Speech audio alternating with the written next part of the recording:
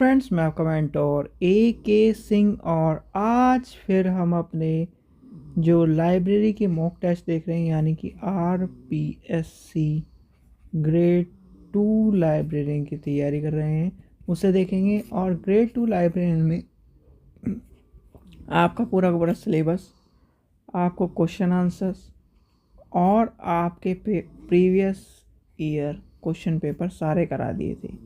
अब बात आ रही थी मॉक टेस्ट की जो कि आपको कराने थे, और मॉक टेस्ट में मैं आपको सिर्फ और सिर्फ वही क्वेश्चन को एक तरह से लेकर आपके सामने आ रहा हूँ या आपको करा रहा हूँ जो कि आपके एग्ज़ाम में, यानी कि ये मान के चलिए 50 से 60% जो क्वेश्चन रिपीट होते हैं या फिर आपको देखने के लिए मिलते हैं वही मैं आपको करा रहा हूँ। चाहे आप एक कहते हैं ना कि चाहे कान इधर हाथ से पकड़ो या इधर घुमा कर पकड़ो, क्वेश्चन के वर्डिंग चेंज हो जाते हैं पर आंसर ज़्यादातर आपको वही देखने के लिए मिलते हैं।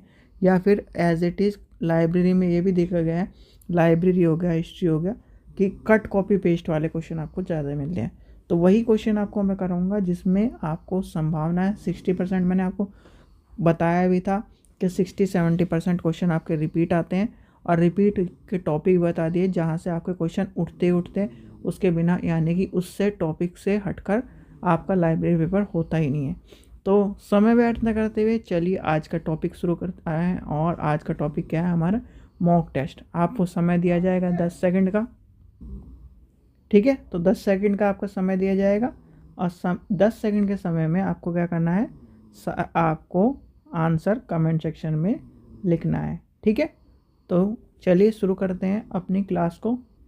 आपको क्या करना है, जैसे यह क्वेश्चन दिखाई दे रहा है आपका, एक मिनट, हाँ ये रहा क्वेश्चन दिखा रहा है 137 का option number D, option number A, option number B, ऐसे लिखना है, ठीक है? तो समय व्यर्थ न करते हुए चलिए शुरू करते हैं। फाइल प्रबंधन एक कार्य है, तो आपको बताना है क्या है वो कार्य। तो आपका समय शुरू होता है अब। देखिए, पहला ऑप्शन आएगा, दूसरा ऑप्शन आएगा, तीसरा ऑप्शन आएगा, एक मिनट, चौथा ऑप्शन आएगा। तो आपको बताना है क्या होगा इसका आंसर। तो ये इसका आंसर होगा ऑप्शन नंबर डी, ठीक है? इसका क्या हो जाएगा? ऑप्शन नंबर डी, संचालित पद्धति, ठीक है? तो ये आपको ध्यान रखना है। क्वेश्चन नंबर, और ये क्वेश्चन मैं आपको पता है कहाँ से करा रहा हूँ, एक तरह से ये मान के चलिए प्रीवियस क्वेश्चन से ही करा रहा हूँ, क्योंकि कहीं ना कहीं ये क्वेश्चन वही क्वेश्चन है जो आपके आने हैं। क्वेश्चन नंबर 138 देखते हैं। वर्गीकरण कैटलॉग कोड में जो आपके एक तरह से, देखो वर्गीकरण कैटलॉग कोड आपको मैंने बताए थे सारे के सारे, तो कैटलॉग कोड आपको बताए थे। तो उसमें क्या है, specific added class number entry में वर्गीकृत कैटलॉग किस रूप में परिभाषित होता है, तो ये बताना है आपको। और ये क्वेश्चन मैंने कई बार जब आपको कैटलॉग के बारे में और कहीं ना कहीं वर्गीकरण के टॉपिक्स पढ़ाए हैं तो उसमें मैं आपको बताया भी था कि इस तरह से वर्गीकरण, स्पेशल कैटलॉग होते हैं, स्पेशल चीज़ें होती हैं। स्पेशल नंबर के बारे में आया था, सीक्रेट नंबर के बारे में अभी बिलीव में करवाया सारे को सारा। तो आपको वो क्लास भी देख लेनी है। और बिलीव वाले स्टूडेंट्स का भी अच्छा फीडबैक है, यानी कि उनका ये कहना है कि जो आपने पढ़ाया था उसी में से आ रहा है, तो आपको उन्हीं के हिसाब से एक तरह से, अगर आपको लग रहा है कि डाउटफुल कि हमें यहाँ चीज़ समझ नहीं आ रही, तो बिलीव के जितने भी टॉपिक्स मैंने करा रखे हैं उसमें से जाकर देख लीजिए। तो समय व्यर्थ न करते हुए चलिए इस क्वेश्चन का आंसर बताइए। ए होगा, बी होगा, सी होगा, डी होगा, बताइए।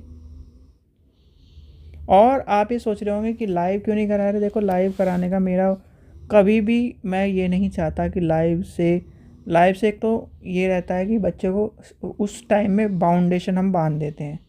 थोड़ा सा ये होता है किसी के पास भाई टाइम ही नहीं है, सबकी व्यस्त ज़िंदगी है, और दूसरा स्टूडेंट्स की भाई काम के चक्कर में स्टूडेंट्स इधर उधर भाग रहे हैं। कोई अपना किसी तरह से पैसे कमा रहा है, कोई किसी तरह से पैसे कमा रहा है, तैयारी कर रहा है।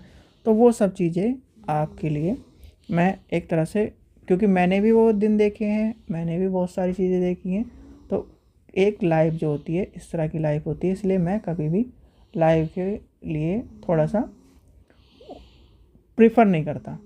भाई बच्चा है, अब क्लास हो रही है, कुछ टाइम बाद देख लेगा, ठीक है, तो चलिए इसका आंसर देखते हैं। आंसर बताइए क्या होगा इसका आंसर, वैसे सबको पता है इसका आंसर, ठीक है। तो इसका आंसर हो जाएगा ऑप्शन नंबर बी, ठीक है। आपके सामने मैं आंसर भी इसलिए दिखा रहा हूँ क्योंकि आपको लगे कि कहीं ना कहीं जो हमें बताया जा रहा है वह सही है, क्योंकि ये आपकी किताब वही किताब है जो प्रीवियस ईयर की है। चलिए नेक्स्ट क्वेश्चन देखते हैं। क्वेश्चन नंबर नेक्स्ट देखते हैं अपना।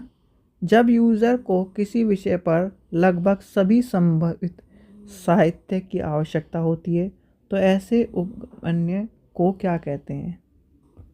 तो क्या कहेंगे उपगम्यता को? तो आपके सामने आपका समय शुरू होता है अब। बताइए क्या कहेंगे उपगम्यता को? तो देखिए यूज़र की बात आती है तो देखो, आपको मैंने जब भी पढ़ाया था तो यूज़र, लाइब्रेरियन, मैनेजमेंट, आपका इन सब में यानी कि यूज़र क्या कर रहा है, लाइब्रेरियन क्या कर रहा है, मैनेजमेंट क्या कर रहा है, अच्छा एक बचा रहा है लाइब्रेरी स्टाफ। तो ये कहीं ना कहीं आपको पता होना चाहिए, इन चारों का अलग अलग एक तरह से कोऑर्डिनेशन होता है और अलग अलग वर्क होता है, अलग अलग सिस्टम होता है, अलग अलग तो चीज़ें होती हैं। तो इसी हिसाब से आपका क्या होगा, इसका आंसर क्या होगा, बताइए बताइए क्या होगा इसका आंसर। तो आपका समय हो गया ख़त्म।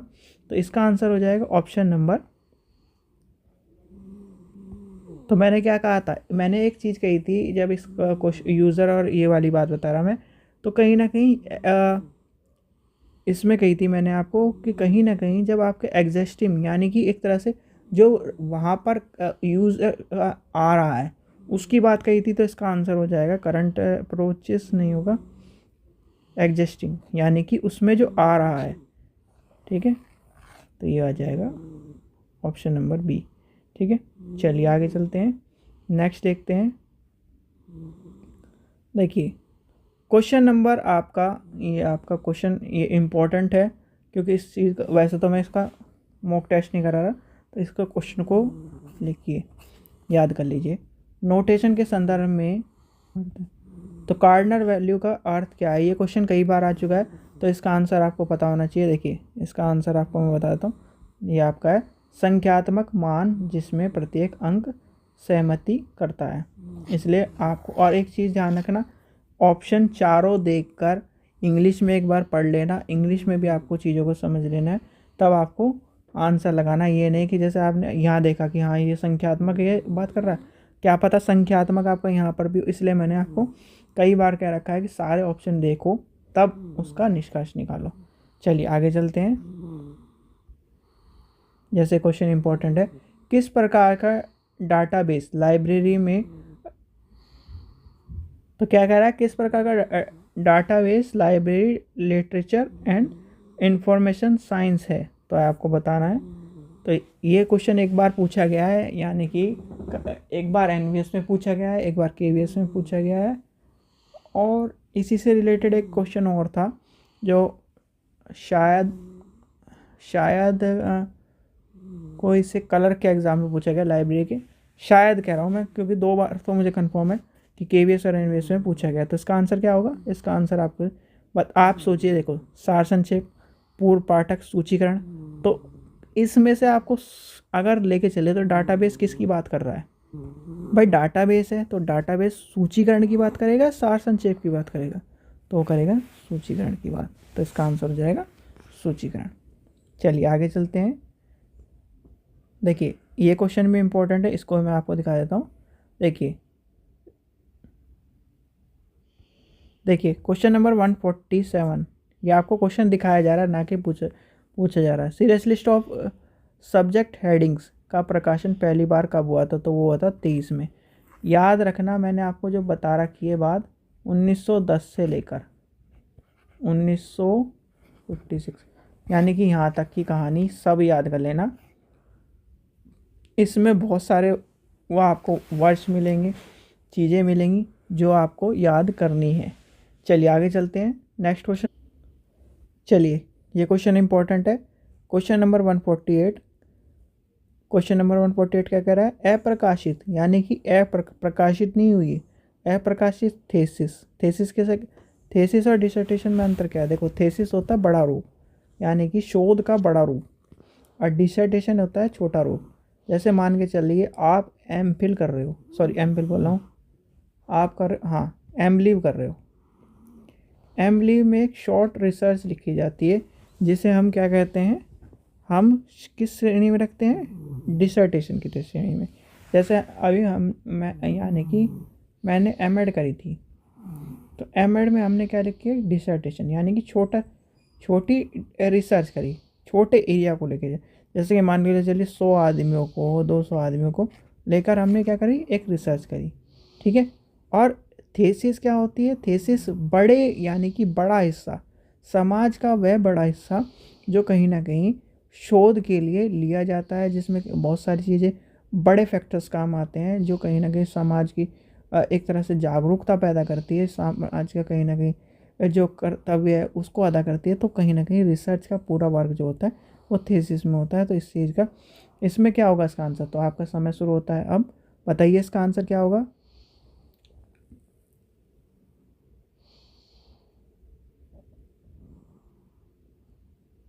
तो इसका आंसर होगा ऑप्शन नंबर डी, ठीक है, ग्रे लिटरेचर, ठीक है, ध्यान रखना। चलिए नेक्स्ट क्वेश्चन आपसे पूछते हैं। क्वेश्चन नंबर नेक्स्ट आपका आ जाता है, किसके लिए ODLIS प्रयुक्त होता है। तो ये आपको बताना है किसके लिए प्रयुक्त होता है। और जैसे कि ओपेक हो गया, OL यानी कि ओपन कैटलॉग वाला क्वेश्चन हो गया, ILA हो गया, जितनी फुल फॉर्म है लाइब्रेरी में सबसे ज़्यादा, ये मान के चलिए 10 से 15 तो फुल फॉर्म आपसे पूछ लेंगे। फुल फॉर्म दे के पूछ लेगा, या शॉर्ट फॉर्म में पूछ लेगा, या उसके ईयर पूछ लेगा। मतलब मान के चलो 20 से 30 क्वेश्चन इस तरह के आ जाते हैं। तो इनको सारा को, ईयर को, फुल फॉर्म को, ये भी याद करने हैं। तो चलिए आपके सामने, यानी कि आपका समय शुरू होता है। बताइए क्या होगा इसका आंसर। पहला होगा, दूसरा होगा, तीसरा होगा, चौथा होगा, बताइए। यानी कि O से तो सबको आपको दिख रहा है ऑनलाइन है, ओपन तो होगा नहीं। ठीक, D से क्या हो जाएगा, डिक्शनरी होगा, डॉक्यूमेंट होगा, L से लाइब्रेरी होगा, सबको पता है LL सारे में लाइब्रेरी दिख रहा है। I से क्या होगा, इंफॉर्मेशन हो जाएगा, इंफॉर्मेशन भी सब में दिख रहा है। अब D से यानी कि डाटा बैंक होगा, डाटा बैंक कोई वर्डिंग ही नहीं है लाइब्रेरी में। डॉक्यूमेंट है या डिक्शनरी है, तो बताइए। देखिए आपके सामने आंसर भी आपको दिखा दिया मैंने। तो इसका आंसर क्या होगा, online dictionary of library and information science. तो ये हो जाएगा इसका आंसर। नेक्स्ट देखते हैं हम next question. Question number next देखते हैं, निम्नलिखित में से किसने पहली बार कैटलॉगिंग के उद्देश्य और अर्थ की रूपरेखा तैयार की। तो इससे आसान क्वेश्चन आपको कोई नहीं मिलेगा, ये तो सबको पता है भाई। कैटलॉग की बात कर रहा है, कैटलॉग में एक ही नाम है। C से मैंने क्या कहा था, चलो आपका इसके ट्रिक बता दूँ आज मैं। तो इसका नाम है काटर भैया। C से क्या है, कैटलॉग, और C से क्या है, काटर भाई साहब। तो क्या है, C catalogue, C Cutter. Ranganathan ji नहीं है, रंगानाथन जी क्लासिफिकेशन है, ठीक है, ये ध्यान रखना। रंगानाथन क्लास, ठीक है, रंगानाथन जी क्या ले रहे हैं, आपकी क्लास ले रहे हैं। तो वो क्या होगा, क्लासिफिकेशन। काटर क्या कर रहा है, चीज़ों को काट रहा है, तो क्या होगा, कैटलॉग हो गया, ठीक है। कैटलॉग में हम काट के पर्ची पर्ची लगाते चल जाते हैं ना, कैटलॉगिंग करते चल जाते हैं ना, तो वही चीज़ आपकी हो जाएगी कैटलॉग। तो इसका आंसर हो जाएगा ऑप्शन नंबर A, ठीक है। इस चीज़ का ध्यान रखना। और देखते हैं कोई इंपॉर्टेंट क्वेश्चन है क्या। बिल्डिंग प्लान, ये डिज़ाइन वाला भी याद कर लेना, ये वाला क्वेश्चन आपके कई बार पूछा गया है, PN कोलन, ठीक है, ये वाला क्वेश्चन याद कर लेना। चलो आगे चलते हैं और देखते हैं, निम्नलिखित में कौन सा विश्वविद्यालय पुस्तकालय, ये तो सबको पता है, इसका आंसर तो सबको पता है। अनुसंधान प्रकाशन के विकास में सहयोग देना, ये वाला क्वेश्चन भी आपका कई बार पूछा गया है। और एक ये पूछा गया है, इफ्ला यानी किसके सहयोग से वर्ष 1994 में यूनेस्को पब्लिक लाइब्रेरी का जो नवीनीकरण हुआ था, वो किसके सहयोग से हुआ था, इफ्ला के सहयोग से। क्योंकि देखो मैं आपको ये चाहता हूँ कि भाई मॉक टेस्ट तो ले रहा हूँ, मॉक टेस्ट के साथ साथ क्वेश्चन भी आपके समझ से चल जाए, क्वेश्चन आपके रिकॉल हो चल जाए। आपको मैंने क्या कहा था, एक लाइन लिखनी है और उसका आंसर लिखना है, एक लाइन लिखनी है और उसका आंसर लिख देना है, ठीक है। चलिए आगे चलते हैं। क्वेश्चन नंबर ये देखते हैं, यूज़र प्रोफाइल आपको पता होना चाहिए, यूज़र प्रोफाइल का क्वेश्चन कई बार पूछा गया है। तो यही क्वेश्चन आपसे अब नेक्स्ट में पूछते हैं। ये कर दिया आपका क्वेश्चन, आपका आ गया, यूज़र प्रोफाइल क्या है बताइए। चलिए आपका समय शुरू होता है अब। यूज़र प्रोफाइल क्या है आपको बताना है। यूज़र के दस्तावेज सूचना पुनः प्राप्त करना, यूज़र की आवश्यकता दस्तावेजों की सूची, यूज़र का बायोडेटा, यूज़र की इंफॉर्मेशन। तो वो क्या है आपका भाई यूज़र प्रोफाइल क्या होता है, यूज़र के बारे में हम सब चीज़ जानते हैं। उसको प्रभावित करने वाली विशेषता, उसकी चीज़ें। तो इसमें कहीं ना कहीं विशेषता की बात आ गई, तो आपको समझ में आ गया होगा पहला आंसर इसका। तो इसका आंसर हो जाएगा पहला। चलिए और देखते हैं कौन सा इम्पोर्टेंट है। ये तो सबको पता है, कलकत्ता ये वाला सार्वजनिक पुस्तकालय निर्देशक प्रदान करता है, तो RRLF कलकत्ता है। ठीक है, ये ध्यान रखना। सेल्फ लिस्ट, ये क्वेश्चन आपसे पूछा जाता है, सेल्फ लिस्ट क्या है। ठीक है, तो आपको बताना है सेल्फ लिस्ट क्या है। बुक ऑर्डरिंग कार्ड है, कॉल नंबर है, मुख्य एंट्री कार्ड है, कैटलॉगिंग एंट्री के बारे में बताता है। तो बताइए क्या है सेल्फ लिस्ट। और सेल्फ लिस्ट क्या, मैंने कई बार टॉपिक में बताया था, सेल्फ लिस्ट कैसे तैयार करते हैं, किस तरह से चीज़ें को लेके चलते हैं। तो सेल्फ लिस्ट क्या है, बुक नंबर द्वारा कैटलॉगिंग एंट्री का संग्रह करना। क्या होता है, बुक नंबर द्वारा कैटलॉगिंग एंट्री का संग्रह करना। तो ये हो गया सेल्फ लिस्ट। ठीक है, चलो जी आगे देखते हैं, कोई इंपॉर्टेंट क्वेश्चन है क्या। लाइब्रेरीशिप के शास्त्र के रूप में किसे सेवा। ये क्वेश्चन वैसे 160 का जो नंबर क्वेश्चन है वो पूछा गया है, पर इसका इतना हम लेकिन चलते हैं ना, एक बार देख लो। वैसे एक दो बार पूछा गया है। ठीक है, इम्पोर्टेंट क्वेश्चन है। चलिए आगे चलते हैं और देखते हैं कौन सा क्वेश्चन आपका इम्पोर्टेंट है।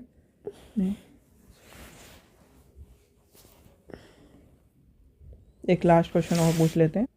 देखिए ऑटोमेटिक लाइब्रेरी, यानी कि ऑटोमेटिक लाइब्रेरी के ऊपर क्वेश्चन है।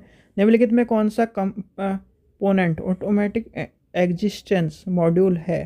तो आपसे क्वेश्चन पूछा गया है, ये क्वेश्चन आपका यानी कि लाइब्रेरी ऑटोमेशन से आपका क्वेश्चन आ रहा है, तो आपको पता होना चाहिए इससे क्वेश्चन, यानी कि इस तरह का क्वेश्चन आपको देखने के लिए मिलेगा। और मैंने कहा था एक या दो क्वेश्चन इसमें से आता ही टॉपिक में से। तो इसका क्या हो जाएगा, अथॉरिटी फाइल, यानी कि ऑप्शन नंबर बी। ठीक है बच्चों, तो ये थे आपके आज के मॉक टेस्ट। इंपॉर्टेंट क्वेश्चन भी आपको मैं मॉक टेस्ट के साथ दिखा रहा हूँ भाई, क्योंकि बहुत सारे क्वेश्चन आपके क्या है, इम्पॉर्टेंट है भाई। सारे क्वेश्चन पूछने की जगह आपको मैं कुछ क्वेश्चन दिखा भी दूँ, आपसे पूछ भी लूँ, आपको भी कहीं ना कहीं जब आप क्या करोगे, याद करोगे कि ये क्वेश्चन इंपॉर्टेंट है, ये क्वेश्चन इंपॉर्टेंट है। और एक चीज़ मैं अभी भी कह रहा हूँ, UGC नेट राजस्थान का जो मैंने करा रखे हैं सारे के सारे, चाहे वो आपके हायर लेवल के हों चाहे लोअर लेवल के हों, किसी के भी हों, KVS, NVS, DSSB। ठीक है, ये तीनों सीरीज़ के पहले तो प्रीवियस ईयर, फिर जो आपको कहना मॉक टेस्ट की सीरीज़ करा रखी है, एक लाइब्रेरी महामेगा मैराथन के नाम से सीरीज़ है, उसे कर लो। मतलब सारे क्वेश्चन आंसर आपको रटने हैं, सारे के सारे। ठीक है, अगर आप उन्हें रटते हो, ठीक है, तो ये मान के चलो आपकी 70 से 80% टेंशन ख़त्म है। ठीक है, चैनल पर दिए गए हैं, प्लेलिस्ट बनी हुई है, जाओ और देखो, जाओ और देखो। बस अभी सफिशेंट टाइम है, सिर्फ और सिर्फ आपको कुछ नहीं करना है। मैंने क्या कहा, दो चीज़ कही है, एक आपको क्वेश्चन आंसर याद करने हैं, दूसरा आपको प्रैक्टिस करनी है। याद करने प्रैक्टिस करनी है, याद करने प्रैक्टिस करनी है, बस। अभी तक आपने मान लो, चलो अभी तक भी कुछ नहीं पढ़ा, क्वेश्चनों को ये मान लो 12 घंटे दे लो, 6 घंटे याद करो, 6 घंटे प्रैक्टिस करो, 6 घंटे याद करो, 6 घंटे प्रैक्टिस करो। इस तरह करोगे तो डेफिनेटली आपका पेपर पास होगा। अब वही आप ढील बरतोगे, अभी भी आप ढील बरतोगे तो कहीं ना कहीं, क्योंकि क्वेश्चन सिर्फ और सिर्फ भैया लाइब्रेरी क्या है, लाइब्रेरी लाइक है हिस्ट्री। ये मान के चलो अकबर का जो बेटा था वो तो बेटा ही रहेगा। ठीक है भाई, हमें आज़ादी जिस टाइम मिली उसी टाइम तो मिल रहेगी, डेट तो चेंज होगी नहीं। तो ऐसी लाइब्रेरी में जो क्या नाम जिसने काम कर दिए वो कर दिए, जो चीज़ आ गई वो आ गई। 1910 में बड़ोदरा लाइब्रेरी बनी थी, तो लाइब्रेरी का वो सब चीज़ हुए।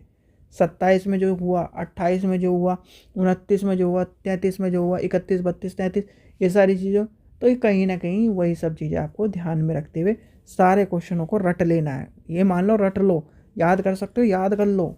ठीक है, चलिए आशा करता हूँ आपको वीडियो पसंद आए। वीडियो पसंद आए तो लाइक करें, चैनल को सब्सक्राइब करें, वीडियो को ज़्यादा शेयर करें। Thank you.